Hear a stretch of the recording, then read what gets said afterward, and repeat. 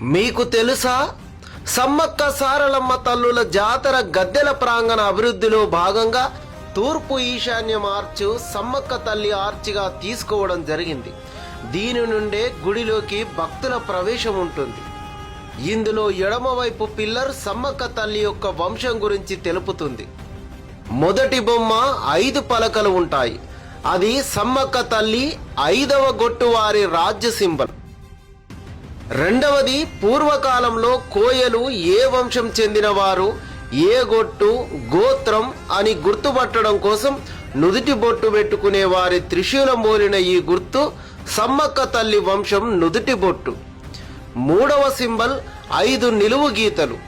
సమ్మక్క తల్లి 5వ గొట్టు వంశం అని తెలుపుతుంది. 4వ సింబల్ నక్షత్రం గుర్తు.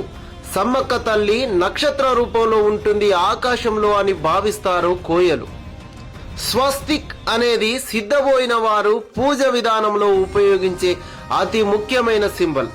దీనిని కుంకుమతో వేస్తారు.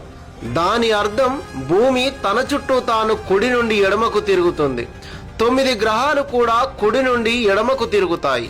సముద్రంలో గాని నీటిలో గాని సుడిగుండం కుడి నుండి ఎడమకు తిరుగుతుంది.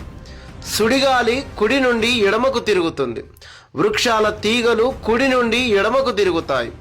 ఇలా ప్రకృతి సిద్ధాంతంలో ప్రతి కదలిక కుడి నుండి ఎడమకు ఉంటుంది. కాబట్టి ప్రకృతిని దైవంగా ఆరాధించే సింబల్గా స్వస్తిక్ని దైవంగా కొలుస్తారు. ఇది బయటి సమాజం ఎడమ నుండి కుడికి వాడే సాధారణ స్వస్తిక్ కాదు. కింద ఇది ఆదివాసీల ఆలయ ప్రాంగణం అనేలా అడవి దున్న కొమ్ములు, నెమలికలతో కోయ నృత్యం వేస్తున్న సందర్భం.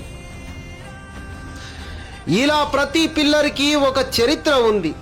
తెలంగాణ ప్రభుత్వం మేడారం మందిర నిర్మాణాన్ని ఎంతో ప్రతిష్టాత్మకంగా నిర్మిస్తుంది. దేశ చరిత్రలో ఈ ఆలయ నిర్మాణం గొప్ప కట్టడంగా నిలిచిపోనుంది.